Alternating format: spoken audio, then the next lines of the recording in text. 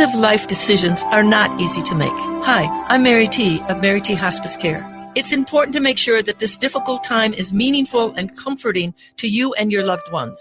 Our hospice team provides an individualized program of physical, emotional, spiritual, and practical care so your loved one is comfortable and not in pain. At Mary T. Hospice, we understand that choosing the right hospice care provider can be overwhelming, but we're here to assist you. Learn more today at marytinc.com. The Illapoo Movement presents a winter solstice benefit concert on Friday, December 20th at the St. Anthony Main in Minneapolis from 5:30 to 8:30. Music is from Minnesota original Michael Monroe and Little Whale folk artist Lauren Noah, inspired by frequencies of nature and celestial realms. Honored guest is Chief Valerio Freddy Kohela. Chief Freddy is a priest from the Kalawaya community high in the Peruvian Andes. For decades, he's been traveling internationally, spreading the wisdom and teachings of his ancient culture. Tickets are $75 and premium tickets are $150, appetizers included, or $25 to watch at home online. Tickets available at the door, credit card only. Join us for the Winter Solstice celebration on Friday, December 20th at 5:30 p.m. at St. Anthony Main's Hefe Hall of Kings. Again, tickets available at the door. Links to online ticket sales at michaelmonroemusic.com under performances.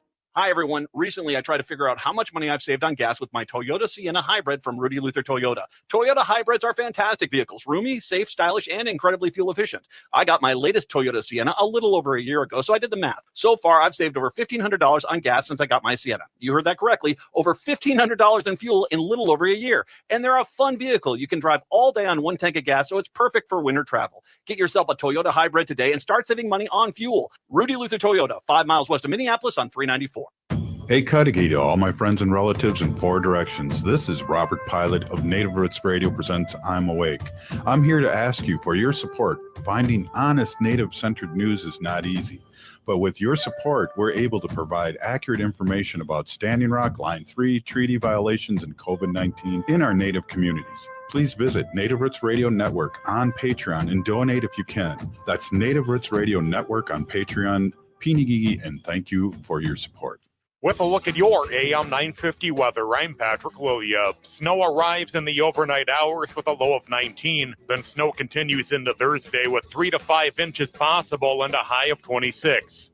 Our popular AM 950 calendars are back for 2025 as a thank you to everyone who has become a member of AM 950. Head on over to am950radio.com for information on how you can get your thank you gift. Portions of Native Roots Radio may be pre-recorded. It's a good day to be indigenous. Get up, stand up. They are going to become more brutal. Couldn't cut, hitting cut again. Because all the hippies were trying to be Indians anyway. They're going to become more repressive because it's a matter of dollars and their illusionary concepts of power. Hey, Victor. We must live in balance with the earth. And also with recent happenings at Wounded Knee. I am awake. Welcome to Native Roots Radio presents I'm Awake, and I'm your host, Wakanja Hade. Hey, Cudahy to all my friends and relatives in 4 directions. You are listening to Native Roots Radio presents I'm Awake. And I'm your host, Robert Pilot. We discuss local, national, Native news and events. And as you know, Chujunk, Native issues are human issues, and human issues are Native issues. Yes, you are right, Dega. This portion of the show is supported by Little Moments Count. Little Moments Count is a statewide collaborative focused on helping parents and caregivers learn about the importance of brain development in the first 3 years of life. Yes, and it's always great for more information, and you can visit at littlemomentscount.org. And right now, we're here with 2 special guests to talk about why these little moments count so much with our next generations. And I want to welcome Sandy. And Sandy, you're from Lower Sioux, and you're in the Head Start and Dakota Language Immersion Program, and it's CWOO. I want to say a big ahoo and welcome. Hi. Yeah. Good one. Hey, so Sandy, I got a couple questions here for you. And I see I see we have Vanessa is on here too. I just didn't see that she was on there. Welcome, Vanessa, Goodthunder. Hi. Sorry, I didn't see your camera on, so I didn't see you were on. My bad, as the young ones say. Yeah. Hey, Vanessa, could you share your journey in becoming the director of Lower Sioux Early Head Start? And hey, what inspired your commitment to Dakota language immersion? Oh my goodness. Well, yes, absolutely. Um, well, it was 2017. I just remember I was in high school. Now I'll go way back in 2010, and the elders, they wanted to teach Dakota language in the high schools. So they didn't have the licensure to do it, so they weren't able to. So I always remember that moment. I was like, oh my goodness, let's get some language into our high school. So I went to school, I did the things, and I got the licensures, and I came back, and um, they told me, hey, if you want everything in all of your dreams to happen where everybody's speaking Dakota, we think that your own school for the tribe makes the most sense. And so I did. Hey, We were going to that was open a our own school, so we wrote a grant and we got it, and then we opened doors in August of 2018 because we believe that the language is a part of us, and without it, we're not whole. And so our language, it has our values, a part of it. It has, it has our geometry, our geography, our astrology. It has everything entangled to it, our sense of belonging. And so the elders always, you're remembering, reclaiming, and reconnecting to who you are, and thus you're healing and you're getting back to that Dakota Wichoha. And that's why we opened. right on. Hey, Sandy, you grew up attending a Dakota language immersion school. How has that experience shaped your approach to teaching and your passion in the Dakota way of life? Oh, wow. Yeah, so my grandma, she used to work at a Dakota immersion school in Lake Andy, South Dakota.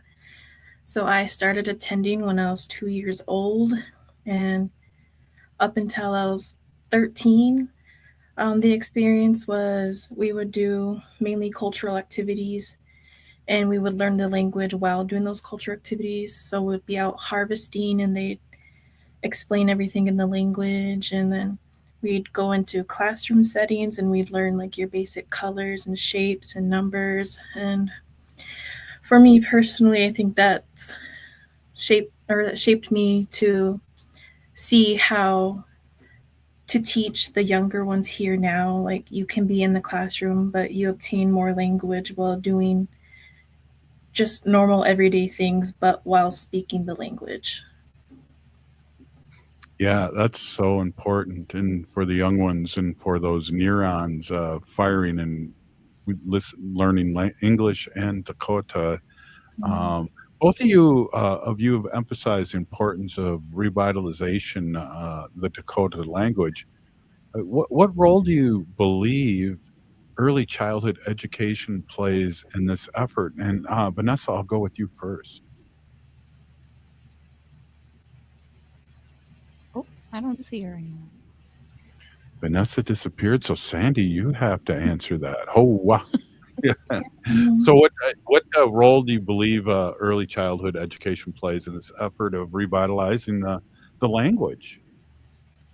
Well, personally, I have 2 children, and I've been working with them culturally and within the language, as well as learning myself. So I've noticed we switched out a lot of English words with the Dakota words, and it's fun to see how they only know those words in Dakota. Like, my son's first word was tapa, which means ball in Dakota, and we just speak it every day. And them at that young age, their brain really absorbs it. They're little sponges. Great, and it looks like we have Vanessa back. And Vanessa, what role do you believe that early childhood education plays in the effort of revitalization of the Dakota language? Well, we really believe that early childhood is so important is because their brain sets, most of it's developed by the age of 3, right? And so if we grow these children up, and even in the womb, there's research now that says that a baby can tell between 2 languages when they're in their mother, and I think that's just beautiful. And so that's why we chose early childhood, because we want to raise these children up with their first language as Dakota. Um, and I think it's been just a really great journey. We've been really healing ourselves as the staff, I've noticed. And we always just say we're just a bunch of young people trying to heal our inner child by raising wonderful children who always know what love is and never have to go through life not knowing what their language is and not knowing their life ways with it. So that's why we really chose early childhood to start. That's beautiful. And we talk about this a lot on Native Roots Radio, that your generation has really picked up the ball after a couple generations, including mine and one before, for boarding schools and all these colonization that I'm really, as a former high school teacher, I'm really proud of your generation and the other generations that are coming up, because you're really grabbing the ball, Sandy and Vanessa. And it's just exciting to hear your excitement, but also what you're doing for your community and our community. Oh my goodness. Well, thank you. It's because of your generations that we're here. My dad always told me about the American Indian Religious Freedom Act in 1978. I wasn't on this earth yet, and he just said, Vanessa, it was just a piece of paper. They signed it, and it took a lot longer for our lifeways to come back after it was deemed legal again. And so I always say by the time I was gracing this earth by 1994, they already brought back the Wiwangwachi, the Sundance, and they already brought back the Nipi, the Sweat Lodge. So I never had to go through life not knowing what those 2 ceremonies were. And for me, I feel like it's our task now to raise our children not knowing, so that they never have to know what it's like not to speak Dakota. So it's really because of all of our ancestors who have fought so hard for us to get here while we're here. And I say we as if me and Sandy are from the same generation, but she keeps reminding me that I am a millennial and she is a Gen Zer. So she heals me. And the Gen Z age, they are so healing. They really teach me about mental health and taking care of yourself. And so hats off to Sandy. Right on. Hey, this is Native Roots Radio, and we're going to come right back after this short break. Ho-wah.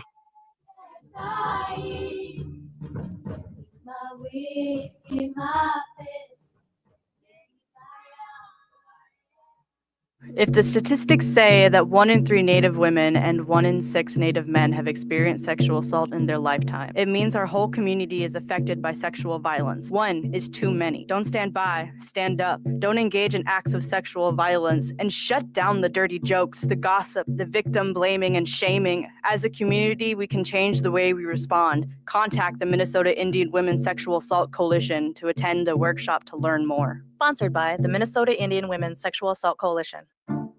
A home that needs new everything, plus the kitchen sink. Life math is complicated. Affinity Plus makes it easier. With great rates on a home equity line of credit, we make tackling home projects less stressful. Visit affinityplus.org/rates to learn more today. Affinity Plus Federal Credit Union, insured by NCUA, Equal Housing Lender. The city of Minneapolis is now on Native Roots Radio with Minneapolis AIR. AIR stands for American Indian Relations. Guest host Christine McDonald talks to people about important things affecting the city's Native communities. Minneapolis AIR dives into topics like public safety, public health, elections, and so much more. Tune in to Minneapolis AIR on Native Roots Radio from 5 to 6 p.m. on the second Wednesday of every month, right here on AM 950. Getting bus and train information in your language just got easier. Customers who call Metro Transit at 612-373-3333, again 612-373-3333, are able to select language options at the start of the call. To access information in Spanish, select option 2. For more information about other transit information tools, visit metrotransit.org/Spanish. That's metrotransit.org/Spanish. Oh, this is Dallas Goldtooth, and you're listening to the Native Roots Radio. Hoka, hicha, wecha. Welcome back to Native Roots Radio presents I'm Awake, and this is Robert Pilot. This segment of Native Roots Radio is presented in partnership with Little Moments Count. Nearly 80% of brain growth happens in the first 1,000 days, and small moments of interaction, like talking, playing, reading, and singing, help create the pathways that build a child's brain during this early stage of life. Hey, we're here with Vanessa Goodthunder and Sandy Jackson from the Lower Sioux Early Head Start and Head Start Dakota Language Immersion Program, CWOO. And I'm wondering if you, Dakota speaker, somebody could tell me how to pronounce your, help me. Oh, no problem. Oh, take it away, Sandy. Oh. Chan Shayapi wa aṟyez Owayawa Ot. Wow, that's beautiful. Hey, I got a quick question. Welcome back, you guys. What message would you like to share with parents in their families about the importance of Dakota language and education in their lives? And I'll go with you, Sandy, first, because you're a Gen Zer. Oh, wow. I just want to share that it's very important that you learn your language and your ways, because it does heal your mind, spirit, your body. It does a lot of great things, not only for you, but for those around you. I noticed just working here how much the language brings us all together. We're not all from the same family, but we speak and act like we are, and it's just really beautiful to see every day. Yeah, it does. And Vanessa, I'd like you to chime in too, just on a message of supporting us with Dakota language and their children's lives.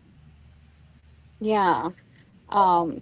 When you speak Dakota, you're feeling and you're seeing who you are again, and you're getting to learn yourself over. And it's just so beautiful. And it's so beautiful to see these children be so proud of who they are.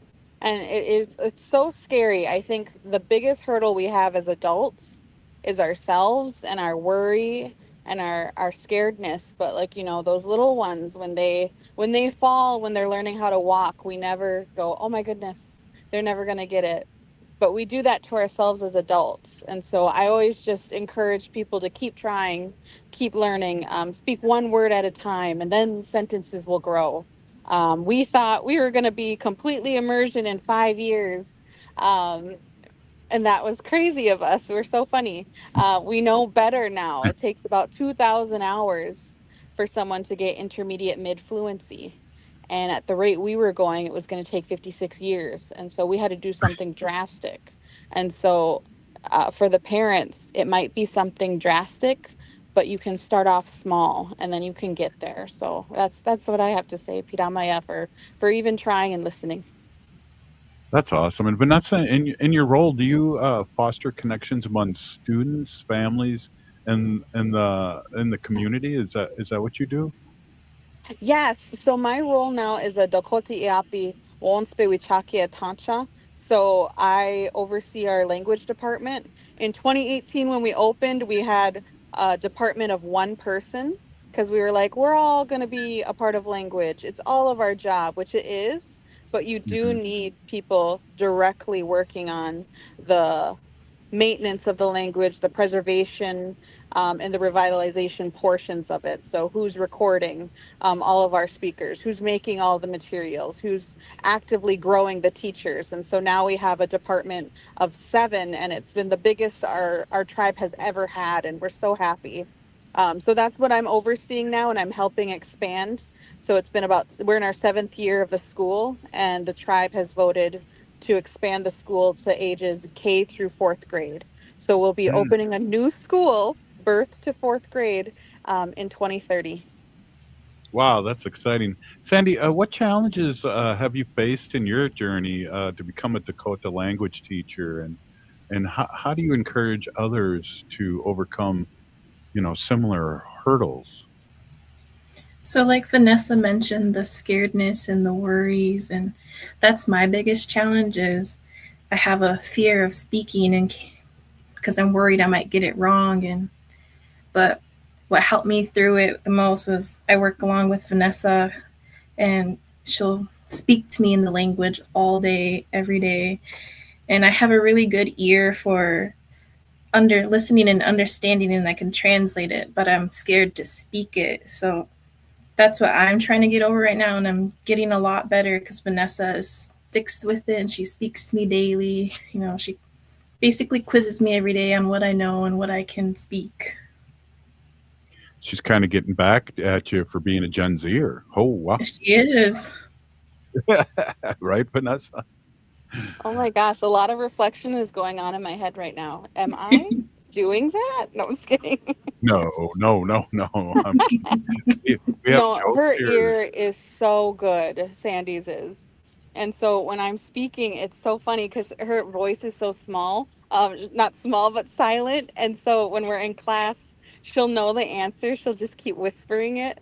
Um, but she does know it, and she just grows with it. So our hope is to bring that out with her. And she's doing great. Everybody's doing great. The apprentices are doing wonderful. So yeah, we're just a little family trying to speak Dakota. That's awesome. That really is. And can you both discuss the importance of the cultural context? And I think we touched a little bit on it in teaching Dakota language, and how do you incorporate the Dakota history and the values into your curriculum? And I think I'll go with you first, Vanessa. Yeah, so we make sure that everything we do is Dakota. And recently we partnered with the University of Hawaii Hilo and the University of Minnesota Twin Cities to do that. We looked at our relatives in Hawaii, we looked at our relatives in Jemez, New Mexico, and then we looked to our relatives in the Cherokee Nation in Oklahoma. So we visited all three of them this year, and we learned a lot because they're ahead of us in the revitalization efforts. And every time we visit them, we get a little stronger. And so, for instance, every morning we do a morning protocol where all of the students, all 60 of them in the center, come all in one space. And then we start with our prayer songs, our morning song, and then we do a prayer song or a thank you song or an encouragement song. And then we begin the day with prayer. And that's how we start our day every single day. And you can tell that these bebenas, these aญ่yez, the sacred being children, they're hearing it. As soon as that song starts, they get really quiet and they have that nice silence because they're listening. And then now they're learning the song and they're singing it. So you have these little 2-year-olds singing, 1-year-olds singing. I mean, it's just beautiful. So that's a little bit of what we do. Yeah. Wow, that is great. That's amazing. What initiatives are you currently in place at your school to increase Dakota fluency? I think we talked about that among young learners. I mean, you're speaking it as much as you can, and starting out with a Dakota language prayer, Sandy. That's beautiful. And how else are you doing this? Well, so currently with my position, we opened up an apprenticeship with our in-house teachers. We currently have 6 apprentices and then 3 advanced learners who work with master speakers, Harold Blacksmith and Glenn Washichina. They also attend classes at the University of Mankato with Glenn Washichina, and then one of the advanced speakers attends the University of Minnesota Twin Cities, and they just work every day with learning the language, and what they learn in those classes, they take back into their classrooms with the children. And it's just amazing to see how far everyone has come since we started this apprenticeship. Currently, it's only in-house teachers, but we are furthering it out to anyone who knows the language and needs the credentials. And it's just amazing to see how much everyone has grown to love and learn the language. Well, this has been really eye-opening and really good information for everybody to listen to. I really like how you talked about the other tribes are ahead of us and ahead of you guys, and be able to go and visit. Vanessa, Goodthunder, and Sandy Jackson from the Lower Sioux Early Head Start and Head Start Dakota Language Immersion Program. I want to just say a big peeny-gee for coming on and speaking your truth and talking about all the great things that you guys are doing. Keep up the great work, you young ones. Hidamaya. Hidamaya. Right on. Hey, we'll be right back. We'll be back heading back to our Ho Chunk show here. Just a minute, with Arvina Martin from Madison, Wisconsin, and a Ho Chunk all around groovy person. So, hey, we'll be back. This is Native Roots Radio. Minnesota has the only original wolf population in the continental United States. And 80% of Minnesotans believe the wolf should be protected. Howling for Wolves is asking Minnesotans to respect our true wildlife manager, the wolf. Their survival is critical to our ecosystems, our communities, and even our economy. As highly intelligent animals with strong social bonds, Minnesota wolves deserve to be protected and admired. Learn more at howlingforwolves.org. Let's live and let howl. As we age, it's important to invest in our health and to help protect it. Like the flu, COVID-19 is always changing. That's why it's important to stay up to date on your vaccines. By getting the flu and COVID-19 vaccines, you can renew your body's defenses and lower the risk of getting sick. Get your health boost and protect yourself against the flu and COVID. Find vaccines near you at vaccines.gov. Again, that's vaccines.gov. Vaccines.gov. It's okay to talk about mental health. It's okay to struggle. And it's okay to ask for help. It's important that we support one another and work together to end the stigma so that we can start to tell a different story about mental health and well-being in our community.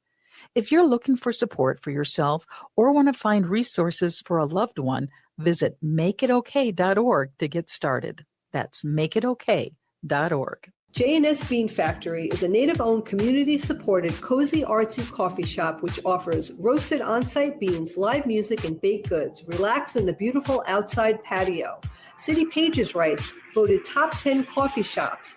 Tucked into a quiet corner of St. Paul's Highland Park neighborhood, this coffee shop roasts beans on-site from the best coffee-growing countries in the world.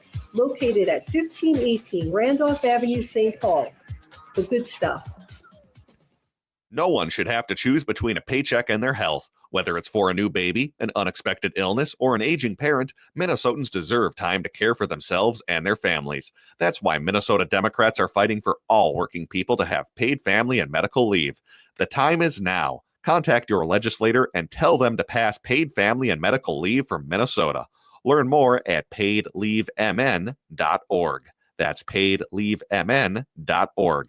Paid for by the Minnesota AFL-CIO. AM 950 KTN up St. Louis Park, Minneapolis, St. Paul. Step into the world of movement and Native culture at Nimiwin, now showing at All My Relations Arts. Nimiwin is translated as Everyone Dance. This moving multimedia exhibition, curated by Josie Hoffman, delves into the connection between movement and identity, drawing inspiration from dance and powwow traditions. It showcases the work of Indigenous artists from Minnesota, emphasizing the fluidity of movement in our bodies, land, and community. Witness Nimiwin and its powerful expression on Indigenous art. On display now through January 18th at All My Relations Arts in Minneapolis. As we age, it's important to invest in our health and to help protect it. Like the flu, COVID-19 is always changing. That's why it's important to stay up to date on your vaccines. By getting the flu and COVID-19 vaccines, you can renew your body's defenses and lower the risk of getting sick. Get your health boost and protect yourself against the flu and COVID. Find vaccines near you at vaccines.gov. Again, that's vaccines.gov. Vaccines.gov. With a look at your AM 950 weather, I'm Patrick Lilia. Snow arrives in the overnight hours with a low of 19. Then snow continues into Thursday with 3 to 5 inches possible and a high of 26. Grab a tray at Cafe Latte and pick from their award-winning selections of soups, salads, sandwiches, and desserts. Cafe Latte is at Victoria Street and Grand Avenue in St. Paul or at cafelatte.com.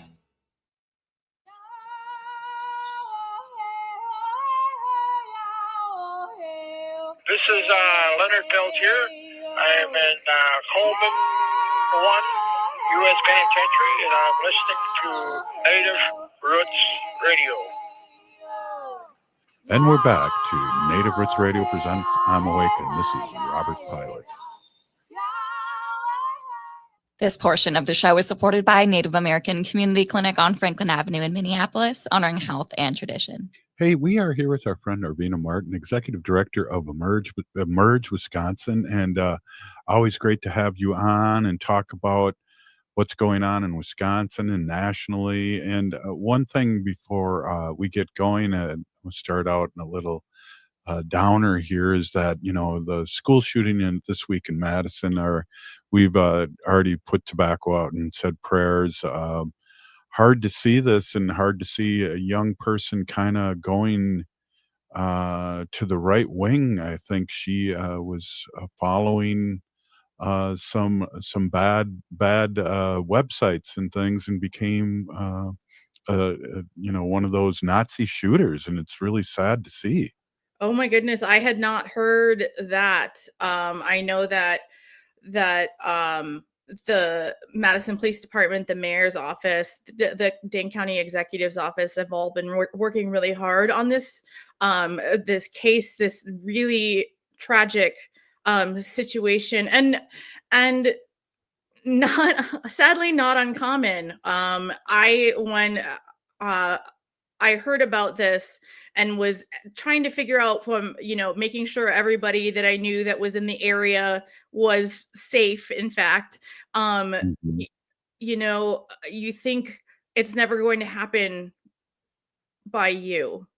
And for me and everybody that lives here, that this is never going to happen anywhere by here or by me, had that shattered.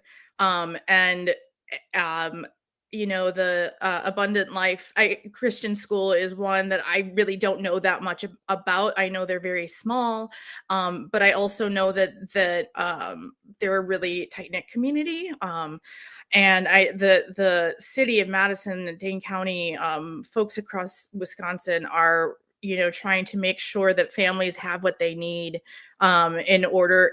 I mean, for some families, they'll never get back what they need, sadly.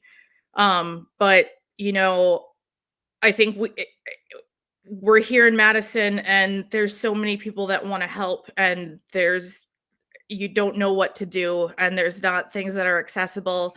If folks want to help out the families, I know that they can go to the United Way.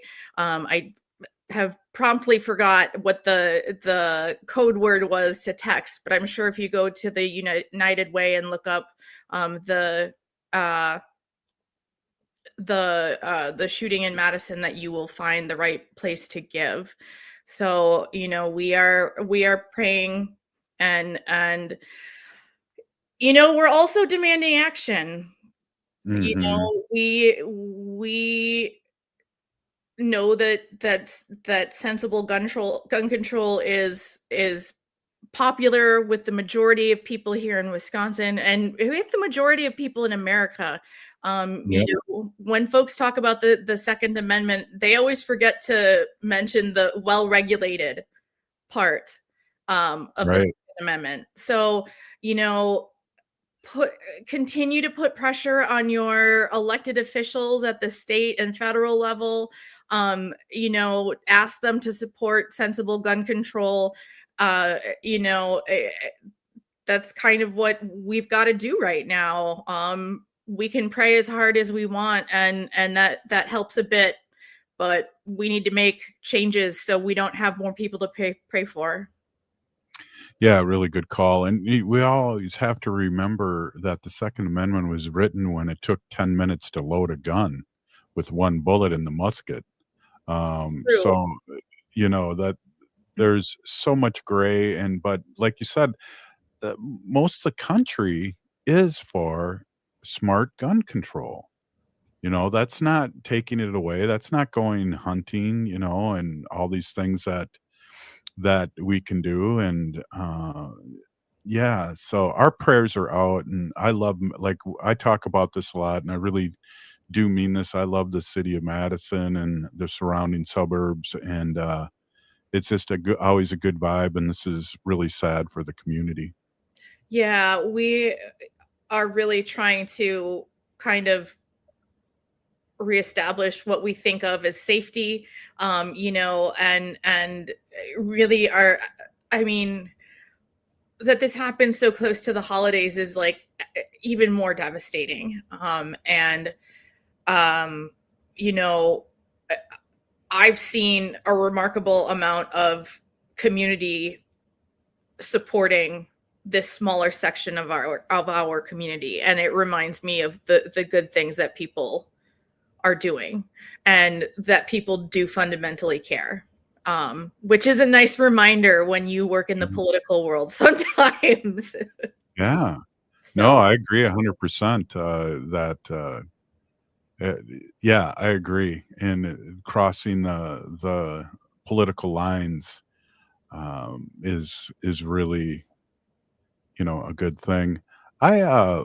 We've talked a little bit about this, that Wisconsin made a lot of good gains after the maps were redistricted by the governor. And I wonder if we can talk a little bit about that and switch it around pretty positive, because I feel like Wisconsin's going in a good direction. And we talk about our relative, um, Trisha Zunker, who ran twice and became so close, but it was so gerrymandered. I mean, I wish that Trisha would run again now that the lines are getting a little more equal. Yeah, I mean, you never know what will happen. And these new maps, I mean, have changed the political landscape here in Wisconsin already.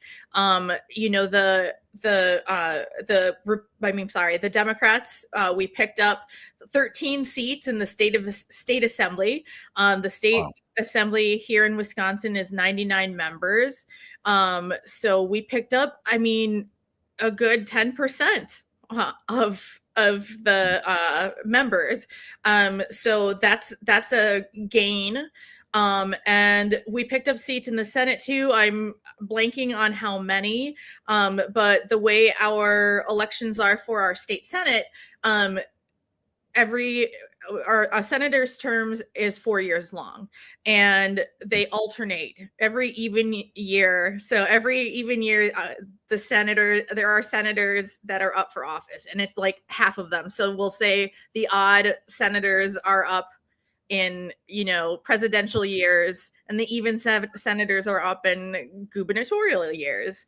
That was a big mumble jumble. I'm sorry. There's probably a much easier way to describe that. Made sense to me. Okay. Hey, well, I think the Senate picked up 6 seats, is what I heard. Six. That sounds about Does right. that sound right? Yeah.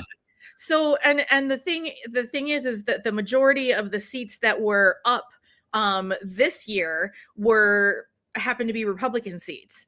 I mean, happened to be Democratic seats. So we were able to hold on and pick up some as well. Next year, the majority of seats that are going to be up are ones that are held by Republicans. So there is going to be a very, very big possibility, a real possibility of us being able to pick up a majority in the Senate, as well as possibly in the state assembly. And that would happen, within 2 years of redistricting. It's the change is marked, you may say. So we're excited about those gains. We sent Tammy back You know, she is a champion and a fighter. And I'm so glad that she is our state senator and not some guy from Orange County, California. So Well, do we have the governor coming up soon in the next 2 years or a year? 2 years. Yeah. Okay, 2 years. Yeah. So in Wow. Wisconsin, the governor's race and the presidential race are opposite each other. Mhm. Well, I'm excited because there's always a flip in the seats when there's a new president. So every 2 years nationally, and I always like to bring this up too. And I know we have a lot of work ahead of us, but you know, when Bush was reelected, it was a real bummer. And he had he had the Senate and the House. And then 2 years later, there was a landslide of the Democrats taking the House and Senate. And then 2 years after that, we got Obama. So I'm keeping my tobacco pouch close to me and putting tobacco out and hoping the pendulum swings back in a good way. Yeah, well, and that is, I think, almost universally the case, is that, you know, the first election, they call them the midterms, so like in the middle of the presidential term. So those midterms almost always control of at least one legislative body will flip to the opposition party. And so, you know, we worried about this last time, and he had all three, you know, like he has now. He's got the House and the Senate. So, you know, in theory, they can just push along a whole bunch of stuff. But last time they were very unorganized and fighting within their own in-group, and got very little done. Thank goodness. So fingers crossed. Yeah. Well, and if there's any kind of inkling of how it's going to go now with his the people that he's putting it up for these different cabinet positions, we may have a repeat of that. Fingers crossed. Yeah, absolutely. You know, I think I heard that Pete Hegseth has stepped in it again, or something came up. And I can't remember if it was misogynist or if it was racist or homophobic. Or drinking. Or if he was drinking. Yeah. Yeah. So he seems like a barrel of fun. He's from Minnesota. Did you know that? I did not know that.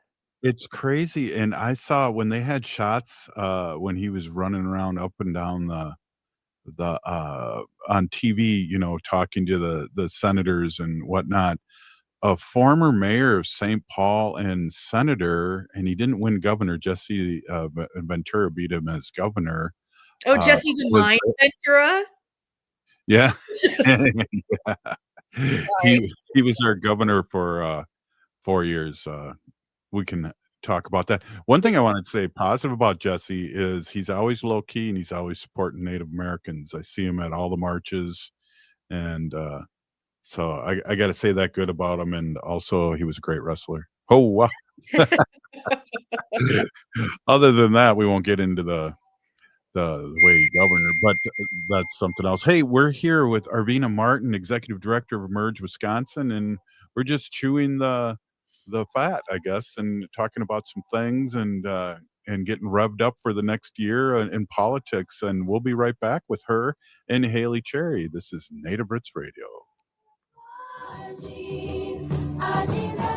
Getting bus and train information in your language just got easier. Customers who call Metro Transit at 612-373-3333, again 612-373-3333, are able to select language options at the start of the call. To access information in Spanish, select option 2. For more information about other transit information tools, visit metrotransit.org/Spanish. That's metrotransit.org/Spanish. The city of Minneapolis is now on Native Roots Radio with Minneapolis AIR. AIR stands for American Indian Relations. Guest host Christine McDonald talks to people about important things affecting the city's Native communities. Minneapolis AIR dives into topics like public safety, public health, elections, and so much more. Tune in to Minneapolis Air on Native Roots Radio from 5 to 6 p.m. on the second Wednesday of every month, right here on AM 950. No one should have to choose between a paycheck and their health. Whether it's for a new baby, an unexpected illness, or an aging parent, Minnesotans deserve time to care for themselves and their families. That's why Minnesota Democrats are fighting for all working people to have paid family and medical leave. The time is now. Contact your legislator and tell them to pass paid family and medical leave for Minnesota. Learn more at paidleavemn.org. That's paidleavemn.org. Paid for by the Minnesota AFL-CIO. It's okay to talk about mental health. It's okay to struggle. And it's okay to ask for help. It's important that we support one another and work together to end the stigma so that we can start to tell a different story about mental health and well-being in our community.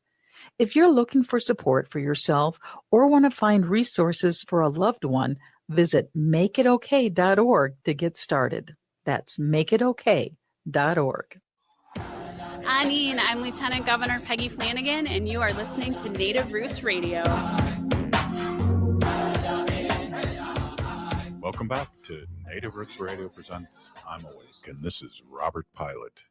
This portion of the show is supported by Howling for Wolves, protecting wolves for future generations. How?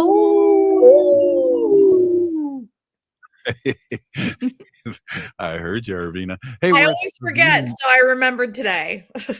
Right on. Appreciate it. Hey, we're here with Arvina Martin, Executive Director of Merge Wisconsin. And I don't know if you know this about Native Roots Radio. We started 8 years ago. And the reason why we started it at first is that it was going on during Standing Rock. And all the misinformation or half stories were happening. And so we started the show. And again, how much things have changed in 8 years is not very much. We have a Line 6 spill here in Wisconsin. And, you know, here we are. I'm going to have to, in a few months, I won't be legislator, and I'll have to put on my protest American Indian Movement jean jacket on and start protesting again. Don't forget your bandana. Yeah. Maybe some sunglasses. Yeah, make sure they're aviators. Beaded too. I could bead them for you. Right on. Hey, right on. Haley's going to bead my sunglasses. Oh, yeah, but how can we still be doing this? 70,000 gallons of that nasty. Even more, so Haley sent me the press release, and I had not heard about it either. It said that they first estimated that it was 2 gallons, that Enbridge estimated that they had spilled 2 gallons of crude oil. And it went up several times up to 600 or 69,300 gallons of crude oil. So it's over 100,000 in real life. If they're saying those numbers. Yeah, I mean, I don't know if that, I don't know if that is a factor of they didn't stop the leak or couldn't stop the leak, and it started with 2 gallons and it just kept going, or it I don't know. It would be nice to know more information about, you know, what that, or why it changed so much, I guess. Mm-hmm. Because I mean, perhaps it was something that they couldn't fix within however many days or you know, a month that they had. And I think, I mean, if that's the case, then if it takes several weeks to close a hole in a spill that leaked originally 2 gallons, what happens when a hole that or some kind of damage happens and it's bigger? Yeah. It's terrifying. It is terrifying. Haley, that was in Ho-Chunk land too, wasn't it? I think it was Oakland, Wisconsin. But when I looked at the traditional territorial maps, it was Ho-Chunk ancestral land. Yeah, that great. area. Yeah. I know. And it's kind of like weird how you said, Arvina, too, that you're just hearing about this, is because I found out about it over this weekend when a bunch of media people started doing stories on it. And they actually said that this was happening. They found out about the leak back in November, and they're just releasing it to the media and the public now. So we're talking about Enbridge, and this is the Canadian company that does Dakota Access, Line 3, Line 5 up in Bad River. Yeah. I was going to say they want to put another or expand what they have in Wisconsin. I still believe, I still believe that our water is especially our responsibility of as neighbors to the Great Lakes, that we need to protect that water. And we're going to need it. And a lot of people want it. And we shouldn't be jeopardizing such I mean, sometimes I think like, do people forget that we need water to live? I mean, do they think water is life is just a platitude? I mean, we won't survive without it. And it's every pipeline fails. That's just how it works, That's and right. we're putting a resource that we desperately need in great jeopardy. Yeah, it's maddening, and but also not surprising, and also not surprising that this was withheld for so long too, Haley. That doesn't surprise me at all, but it still makes me angry, and it's good that we're talking about it, especially if a lot of our neighbors in Wisconsin, which we're on a lot of stations in Wisconsin, don't know about it either.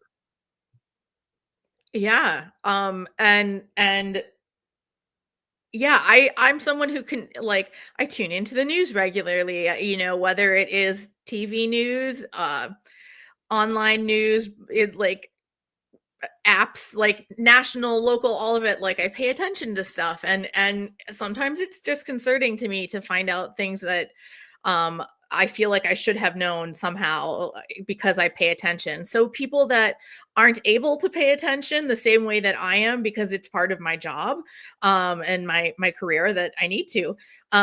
Other people have other things that they need to concentrate on in order to get through their day, in order to, make ends meet.